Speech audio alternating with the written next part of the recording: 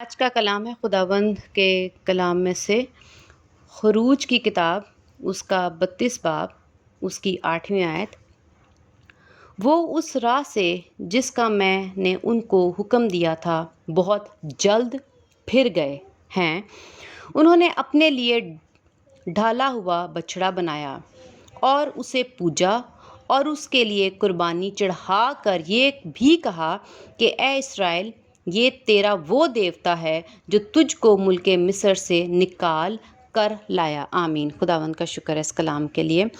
ہم دیکھیں گے کہ بنی اسرائیل جو خدا کی قوم ہے اور خدا ان کو پیار کرتے ہیں، خداوند ان کو اولاد کی طرح سمجھتے ہیں اور اولاد کہتے ہیں کہ یہ میری اولاد ہے۔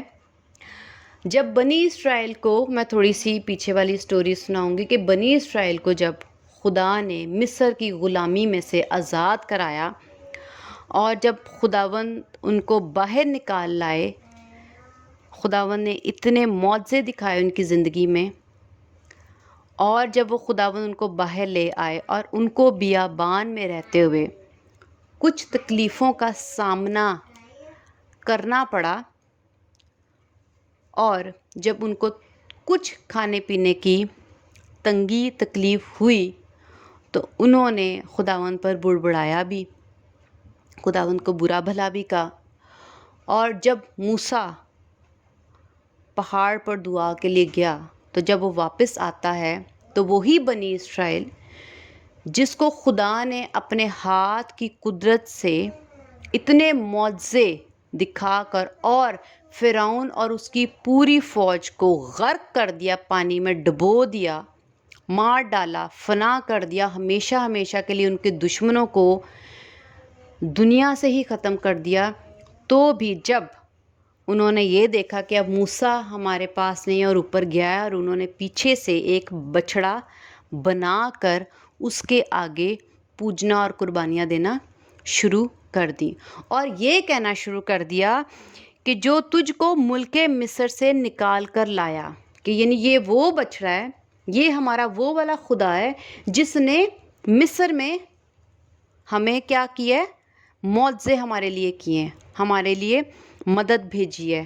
اور وہ بچڑے کو خدا کہنا شروع ہو گئے، وہ زندہ خدا جس نے اپنی قدرت کے ساتھ کام کیا۔ اس کو ایکسپلین کرنے سے پہلے ابھی میں نے صرف سٹوری بتائی ہے کہ یہ کیا ہوا اور کیوں ہوا۔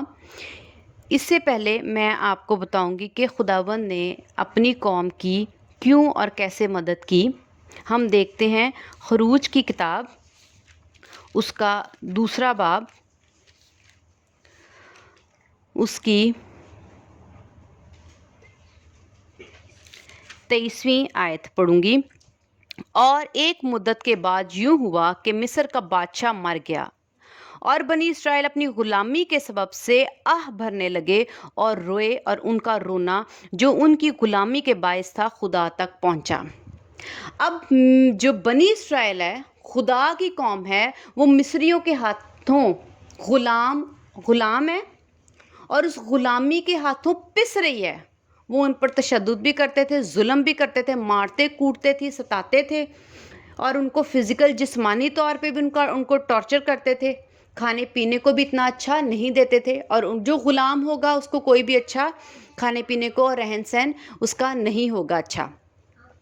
اب وہ اتنے سالوں سے، 400 سال سے وہ اسی غلامی میں پس رہے ہیں، رو رہے ہیں، تڑپ رہے ہیں، اور ساتھ ساتھ اپنے آسمان کے خدا کو، بچڑے کے آگے نہیں جس کو انہوں نے بعد میں بنایا ہے، جب یہاں پر وہ آہو نالا کر رہے ہیں تو وہ کس کے آگے آہو نالا کر رہے ہیں؟ لکھا ہے 24ویں آیت، اور خدا نے ان کا کہرانا سنا، اور خدا نے اپنے عہد کو جو ابراہیم اور اسحاق اور یعقوب کے ساتھ کیا تھا یاد کیا۔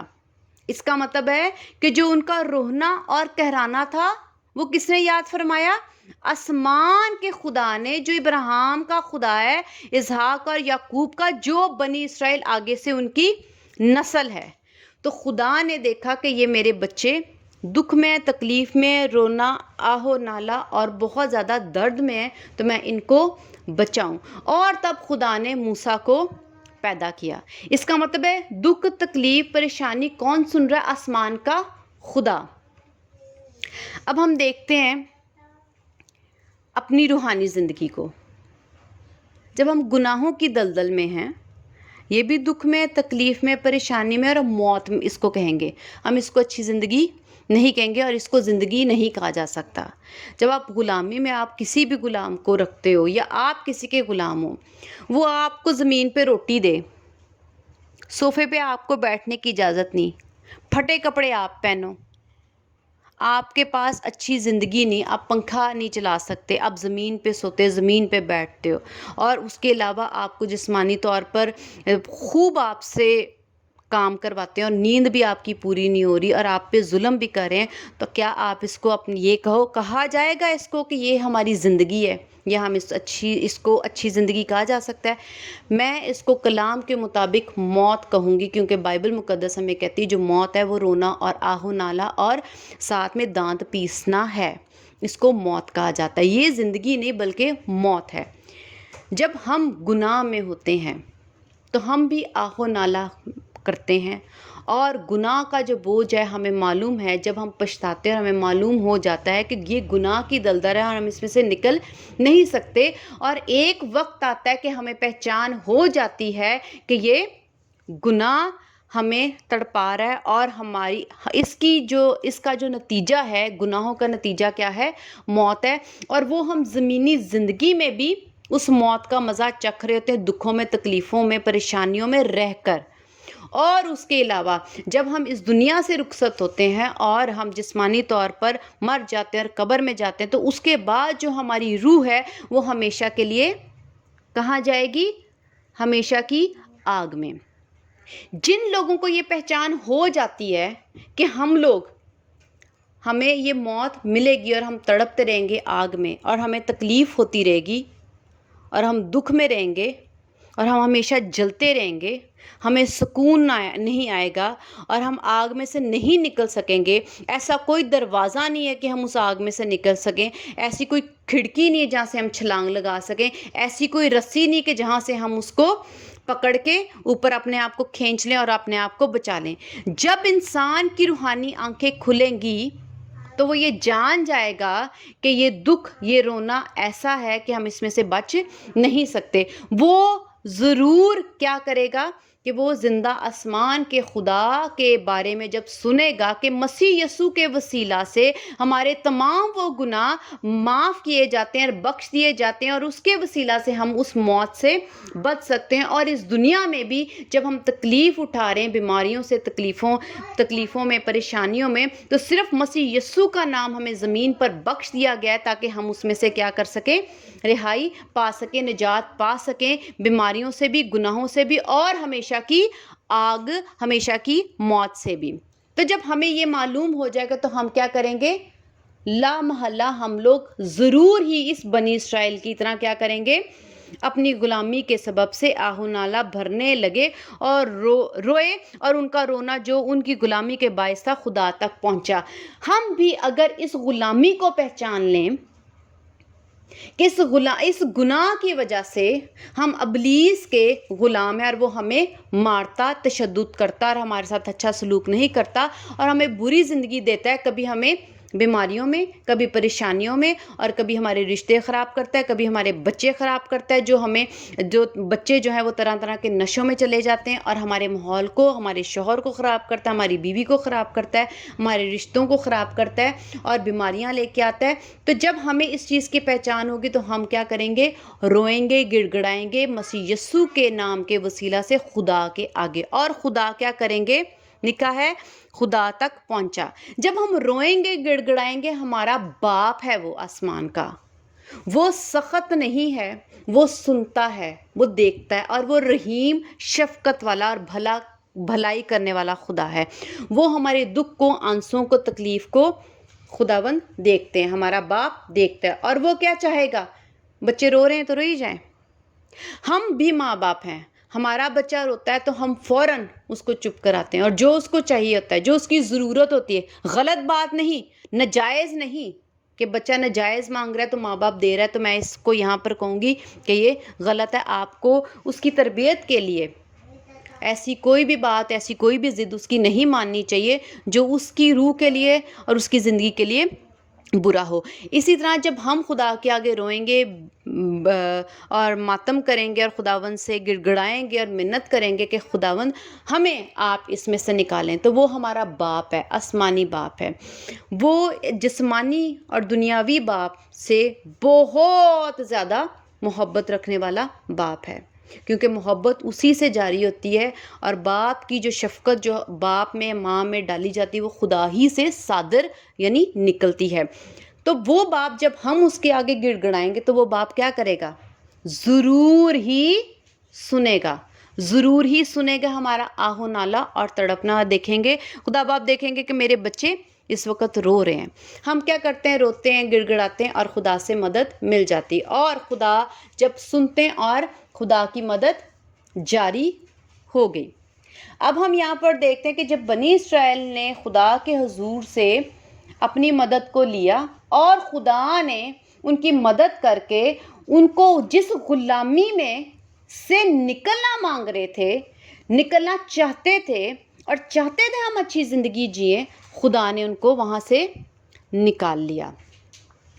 اسی طرح جب ہم خداوند یسوع مسیح کے آگے گناہوں سے توبہ کرتے ہیں، خداوند ہمیں نکال لیتے ہیں، گناہ معاف کر دیتے ہیں۔ تو جب ہم خداوند یسوع مسیح سے معافی مانگتے ہیں اپنے گناہوں کی اور کہتے ہیں خداوند یسوع مسیح ہمیں معاف کر دو، توبہ مل گئی، توبہ کر لی، گناہوں کی معافی مل گئی۔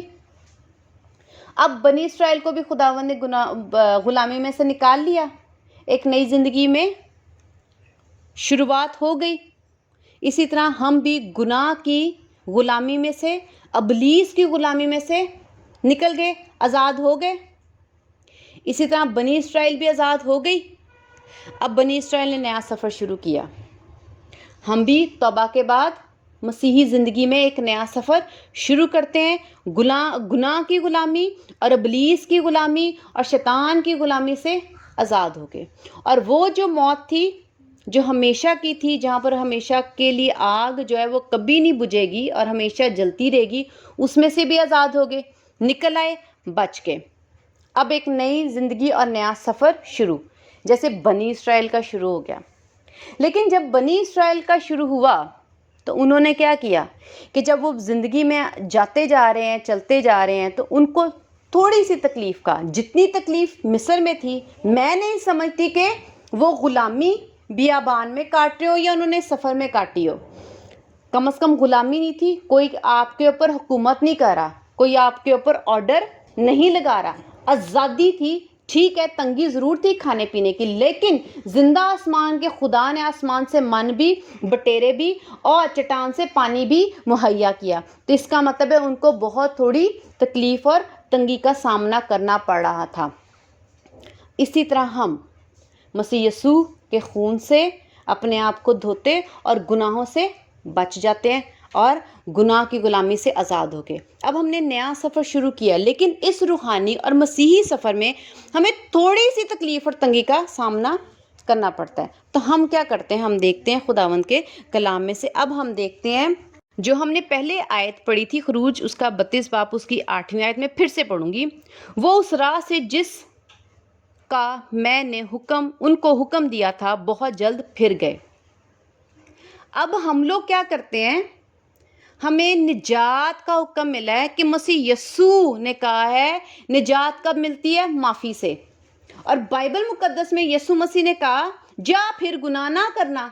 اور جب ہم اپنی گناہ کی زندگی سے آزاد ہو گئے تو خداوند چاہتے ہیں کہ ہم دوبارہ سے وہ گناہ نہ کریں اور گناہ میں سے نکل جائیں۔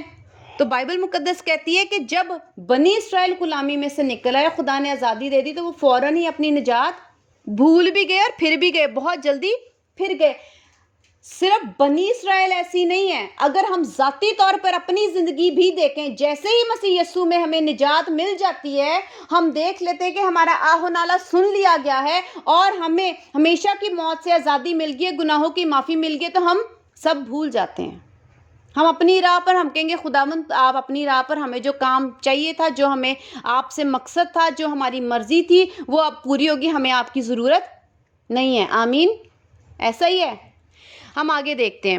انہوں نے اپنے لیے ڈھالا ہوا بچڑا بنایا. ہم پھر اپنے لیے اپنی مرضی کے مطابق بت بنا لیتے ہیں. کون سے بت؟ جن کو ہم پوجتے ہیں. نوکری کا بت، ٹھیک ہے، گھر بار کا بت، بچوں کا بت، جن کو ہم پوجتے ہیں، جس کے پیچھے ہم خدا کو چھوڑ دیتے ہیں. گھر بنانے کا بت، گاڑی خریدنے کا بت، پھر اس کے بعد بینک بیلنس بنانے کا بت، پھر پیسے کمانے کا بت، پھر بزنس کرنے کا بت، پھر اس کے بعد اپنے آپ کو اس زندگی میں ڈیولپ کرنے کا بت، اور ترقی اور کامیابی رکھنے کا لالچ اور خواہش رکھنے کی اپنے اندر بت بنا کر بیٹھ جاتے. اور پھر ہم اس خدا کو جو مصر میں سے نکالتا ہے، اس خدا کو جو ہمیشہ کی آگ میں سے نکالتا ہے اور گناہ میں سے نکالتا ہے، ہم اس کو بھول جاتے ہیں اور مصروف ہو جاتے ہیں. اور جلد ہم اس نجات کو اپنی زندگی سے ترک کر دیتے ہیں اور بھول جاتے ہیں اور کہتے ہیں نہیں، ہمیں اس خدا نے نہیں، ہمیں تو اپنی محنت سے ہم لوگ یہاں تک پہنچے ہیں، ہم نے بہت محنت کی تو اب یہ جاب مجھے ملی ہے، اب میں اتنے پیسے کماتا ہوں، اب میری زندگی جو ہے وہ بہت اچھی ہے، میں بہت اچھا رہن سہن ہے، میرے گھر میں ساری برکات ہے کیونکہ میں نے اپنی محنت سے اور ان بتوں سے سب کچھ کما لیا ہے. تو مجھے اچھی زندگی دینے والے یہ والے بت ہیں. میری نوکری مجھے اچھی زندگی دے رہی ہے، میری گاڑی سے مجھے بہت سہولت ہے، یہ مجھے زندگی دے رہی ہے. ہم اس خدا کو بھول جاتے ہیں جس نے ہمارے لیے جان دی، جس کے وسیلہ سے ہم غلامی کے اس میں چنگل سے ہم بچ کے آزادی والی زندگی جیتے. ہم بہت جلدی بھول جاتے ہیں کیونکہ ہم ان چیزوں میں مصروف ہو جاتے ہیں. اچھا، اب میں نے ان چیزوں کو بت بولا ہے. کیا نوکری نہیں کرنی چاہیے، یا گھر چھوڑ کے سڑک پہ بیٹھنا چاہیے، یا کھانا نہیں چاہیے، یا کپڑے نہیں پہننا چاہیے؟ ایسا ہرگز نہیں ہے. بت کا مطلب ہے کہ بت کا مطلب میں آپ کو بتاتی ہوں. ہم آگے دیکھتے ہیں. انہوں نے اپنے لیے ڈھالا ہوا بچڑا بنایا اور اسے پوجا. جب آپ خدا کو چھوڑ کے کسی اور کی پوجا کرتے ہو، یا خدا سے زیادہ آپ کسی اور کو ترجیح دیتے ہو، تو وہ آپ کی بت پرستی کے برابر ہے. وہ آپ اپنے لیے اس کو بت بنا کر رکھا ہوا ہے. مثلاً کیسے؟ ہم کہتے ہیں آج سبت کا دن ہے، آپ چرچ نہیں آئے. آگے سے کہا یہ جاتا ہے ہم مصروف تھے، ایک ہی تو چھٹی ہوتی ہے، ہم نے اس میں آرام کیا کیونکہ پورا ہفتہ تو ہم نوکری کرتے ہیں تو ہمارے پاس وقت نہیں تھا. اس کا مطلب ہے آپ نے اپنے آرام کو اپنا بت بنا لیا، آپ نے اپنے آرام کو پوجا اور خدا کو ترک کر دیا. یہاں پر ہم دیکھتے ہیں کہ انہوں نے بت بنا کر کس کو ترجیح دی، کس کی پوجا کی، کس کو آگے رکھا، کس کو خدا مانا؟ اس چیز کو. ہم بھی خدا کو جب ترک کر دیں گے اور کسی اور چیز کے آگے آ جائیں گے کہ یہ ہمارے لیے زیادہ امپورٹنٹ ہے، تو وہ ہمارا خدا بن گیا، وہ ہمارا بت بن گیا جس کو ہم اپنی زندگی میں ترجیح دے کے اس کے آگے پوجا کرتے ہیں. پوجا کرنا یعنی اس کے آگے جھک جانا، سرنڈر کر دیتے ہیں. اب میں نے ایسے لوگ دیکھے ہیں نوکری کرتے ہیں، نوکری کرنا گناہ نہیں ہے. آپ نوکری کرو گے تو ہی اپنا گھر بار جو ہے اس کو آپ چلا سکتے ہو، اپنے گھر میں اپنے بچوں کو روٹی دیتے ہو. یہ ایک وسیلہ ہے لیکن گناہ نہیں ہے یہ. لیکن اگر ہم اسی کے پیچھے پڑے رہتے ہیں اور سبت کے دن بھی نوکریاں کہیں جی میں نے اس پہ بھی ڈیوٹی کرنی ہے اور میں اس پہ بھی کام کروں گا تاکہ مجھے زیادہ کمیشن مل جائے، زیادہ مجھے پیسے مل جائیں، اور میں آج کے دن بھی کام کروں گا، تو آپ نے کس کو؟ خدا کے حکم کو کہ سبت کے دن کو پاک مناؤ، آپ نے اس کو ترک کر کے کس کو ترجیح دی ہے؟ اپنے پیسوں کو، اپنی جاب کو. ہم لوگ اپنے گھروں میں، اپنے رشتہ داروں میں جب کبھی سبت کا دن ہے یا دعا کا وقت ہے، فرض کریں دعا کا وقت ہے اور ہماری زندگی میں ہمیں پتہ ہے کہ کسی نے پارٹی رکھ دی ہے یا کچھ بھی ہے، یا کوئی مہمان ہے یا کچھ بھی ہے، تو ہم کیا کرتے ہیں؟ یا کھانا پکانا ہے تو ہم لوگ سب سے پہلے جو ترک کرتے ہیں وہ کیا ہے؟ دعا. ہم کہتے ہیں دعا چھوڑ دو، کوئی بات نہیں بعد میں کر لیں گے. اس کا مطلب ہے کھانا پکانا شاپنگ کرنا ہمارے لیے خدا سے زیادہ اوپر ہو گیا. تو اس کا مطلب ہم نے اس کے آگے سرنڈر کیا ہے. شاپنگ اور کھانے پینے کے آگے ہمارے سر جھک گئے ہیں. تو جھکتے سر کس کے آگے ہیں؟ خدا کے آگے. تو اس کا مطلب ہمارا خدا کون ہو گیا؟ شاپنگ، کھانا پینا، یا وہ مہمان جو آگے ہیں ان کے آگے آپ جھک جاؤ گے اور دعا کو چھوڑ دو گے. آپ بہت اچھے طریقے سے اپنے گیسٹ کو کہہ سکتے ہو کہ ہمارا دعا کا وقت ہے، یہ ہم خدا کے آگے جھکتے ہیں، آپ ایسے کریں 1 گھنٹے بعد آ جائیں تاکہ ہم دعا کرنے کے بعد ہم آپ کو ٹائم دے دیں. تو ہم لوگ اپنی زندگیوں میں طرح طرح کے بت بنا کر رکھتے ہیں. جیسے اگر خداوند کلام میں لکھا ہوا ہے کہ ہر چیز مفید تو ہے مگر ہر چیز فائدہ، مطلب میں ہر چیز کرنا روا تو ہے لیکن ہر چیز مفید نہیں ہے. کچھ ایسی چیزیں بھی ہیں ہماری زندگی میں جو گناہ نہیں ہیں، لیکن پالوس رسول کہتا ہے لیکن وہ ہمیں فائدہ تو نہیں دے رہی. جیسے کہ موبائل، فیس بک، واٹس ایپ، لوگ چیٹنگ کر رہے ہوتے ہیں، فضول اپنا وقت ضائع کرتے ہیں، فون کو پکڑے ہیں اسکرول کری جاتے ہیں، ایک کے بعد دوسری تصویریں دیکھتے ہیں، چیزیں دیکھتے ہیں، سرچ کرتے ہیں، گوگل کرتے ہیں، ڈھونڈتے ہیں. میں اس کو بہت بڑی بیوقوفی کہتی ہوں. اس بیوقوفی سے انسان کیا کرتا ہے؟ اپنا وقت ضائع کرتا ہے، وہ اس کی روح کو فائدہ نہیں پہنچا رہا تھا. اس کا مطلب ہے کہ آپ بائبل جب صبح کے ٹائم پڑھو گے تو 2 منٹ، 5 منٹ یا 10 منٹ، لیکن موبائل پہ آپ 10 گھنٹے گزار دیتے اور آپ تھکتے نہیں. خدا کا کلام آپ آدھا گھنٹہ بھی مشکل سے نہیں پڑھتے، لیکن آپ فلم، کوئی مووی، کوئی ڈرامہ، گانے، ڈانس یا کوئی بھی ایسی چیز ہے اس پہ آپ کو وقت کا اندازہ ہی نہیں ہوتا. تو پھر آپ کے لیے کیا ضروری ہو گیا؟ آپ کے لیے پھر بت کون ہوا جس کو آپ وقت زیادہ دے رہے ہو؟ خدا تو آپ کا وہ ہوا جس کے ساتھ آپ کا دل لگا ہوا ہے، جڑا ہوا ہے. تو ہم اپنی زندگی میں طرح طرح کے بت بنا کر رکھے ہوئے ہیں. پھر لوگوں کا خوف، ہم کہتے ہیں اگر ہم نے یہ کام نہ کیا تو فلاں شخص، فلاں رشتہ داری ہماری خراب ہو جائے گی. اگر ہم ان کے گھر نہ اس ٹائم گئے یا ان کو نہ بلایا، اگر سبت کا دن ہے، جیسے صبح ہم عبادت کرتے ہیں، ہم سبت کے دن کو میں اور میری فیملی ایسے پاک رکھتے ہیں، مقدس رکھتے ہیں کہ ہم صبح کے ٹائم جو ہم نے عبادت کرنی ہے ہم کسی کو وقت نہیں دیتے کیونکہ یہ خدا کا وقت ہے. ٹھیک ہے.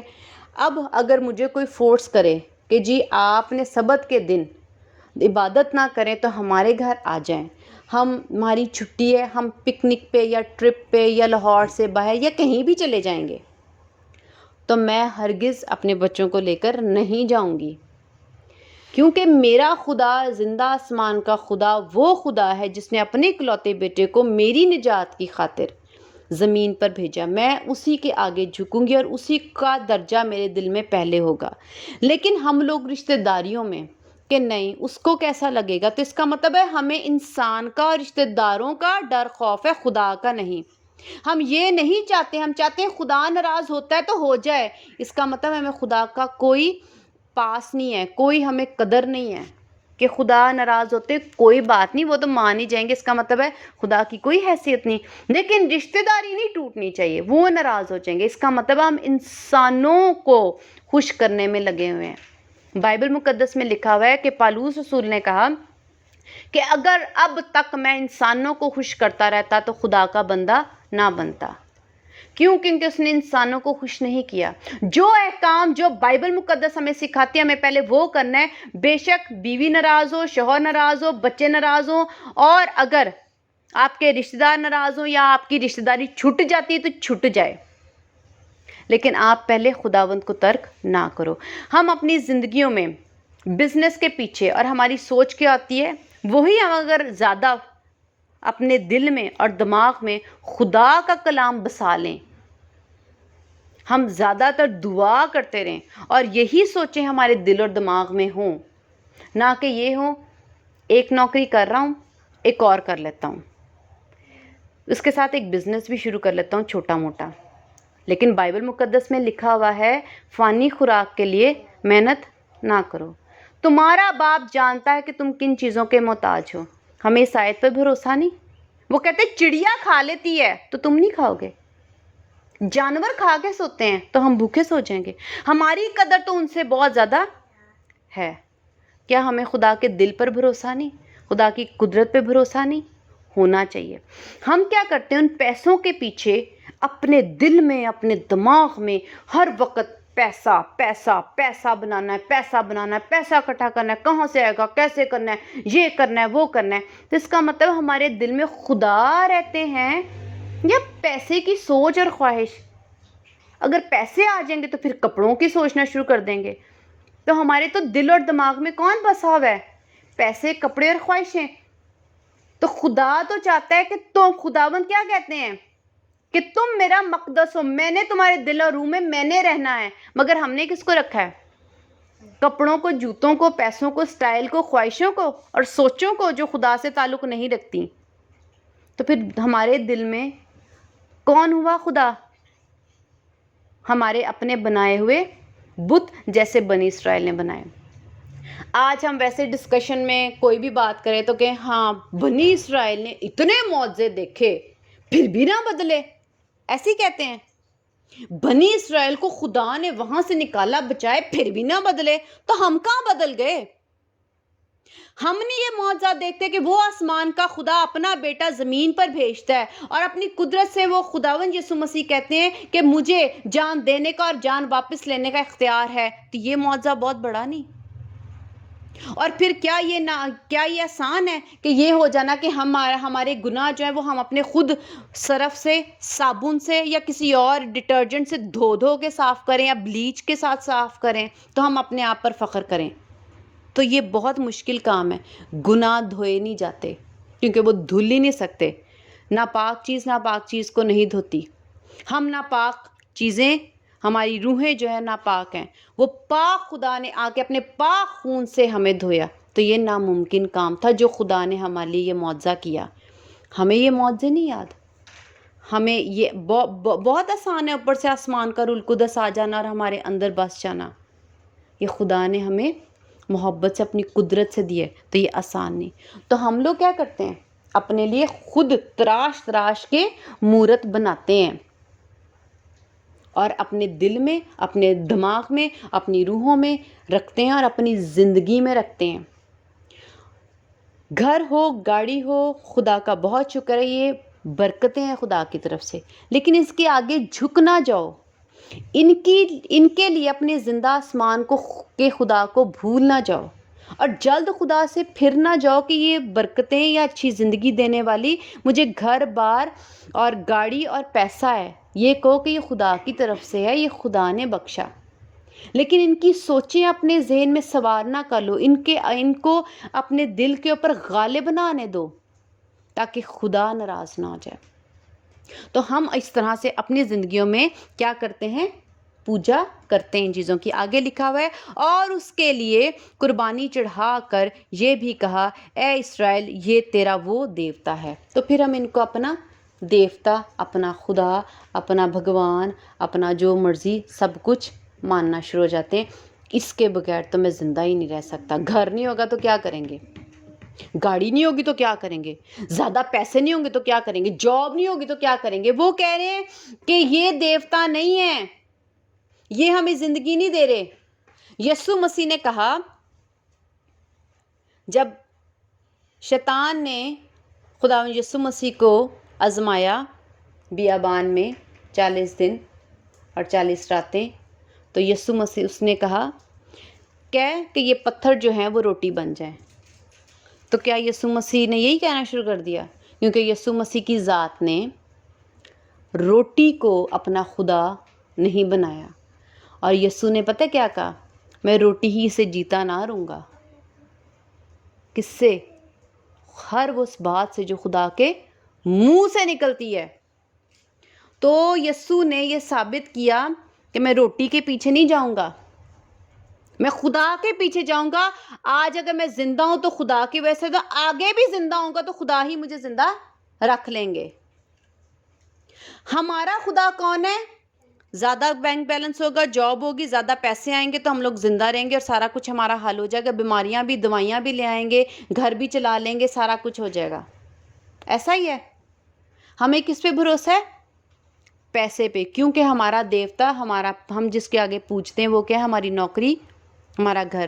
گھر بک گیا تو کہاں رہیں گے، یہ سوچتے ہیں۔ یسوع مسیح نے کہا میرے پاس تو سر دھرنے کی بھی جگہ نہیں ہے، ہمیں بنگلہ چاہیے، 3-4 بیڈ رومز روم چاہیے۔ ایسے 3-4 بیڈ رومز ہوں ہمارے پاس، اٹیچ باتھ ہو، ڈرائنگ روم ہو، ٹی وی لاؤنج ہو اور بہت بڑا گھر ہو۔ جب تک یہ چیزیں ہمیں نہ ملیں تو ہم یہ کہتے ہیں فلاں کے پاس ہے، میں اور ترقی کروں گا۔ ہم یہ نہیں کہتے یسوع کے پاس اتنا روح القدس ہے، میں اسے اور لوں گا۔ پطرس نے، یوحنا نے، پالوس نے خداوند کی اتنی خدمت کی، اتنا کلام سنا ہے، میں بھی اور سناؤں گا۔ ہمارا خدا کون ہے؟ ہماری دنیا کی چیزیں اور خواہشیں۔ ہم انہی کے آگے پوجا کرتے ہیں اور قربانیاں چڑھاتے ہیں۔ لکھا ہوا ہے قربانیاں چڑھا کر یہ بھی کہا۔ اب انہوں نے قربانیاں کیسے دیں؟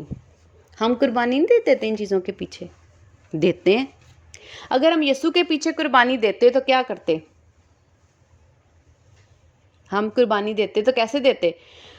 ہم اپنا ہم دعا کرتے تو ہم اپنے وقت کی قربانی دیتے۔